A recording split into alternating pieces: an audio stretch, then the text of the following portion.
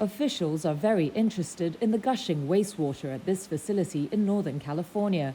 Once it was being checked for the coronavirus. Now samples are being taken twice a week to track another public health crisis, opioids. North of San Francisco, Marin County's drug overdose deaths are on a steady rise, from 30 in 2018 to 65 in 2021, according to its health department. Now, Public Health Officer Dr. Matt Willis says they lose someone from overdoses every 5 days. And he says sinks, showers, and toilets may be one solution to tackle the crisis.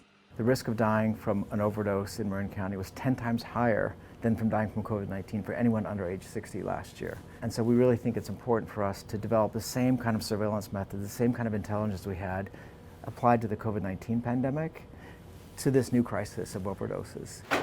The country began a pilot program in February to test for fentanyl, methamphetamines, cocaine, and more.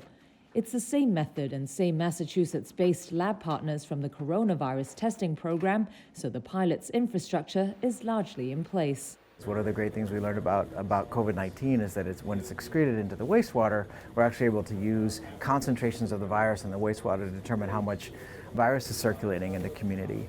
And we want to know the same thing about what is one of the most important threats to health in our community, which is substances that are causing overdoses. The data still needs to be validated, but authorities hope the pilot program will find out whether this type of monitoring can help with prevention and intervention efforts.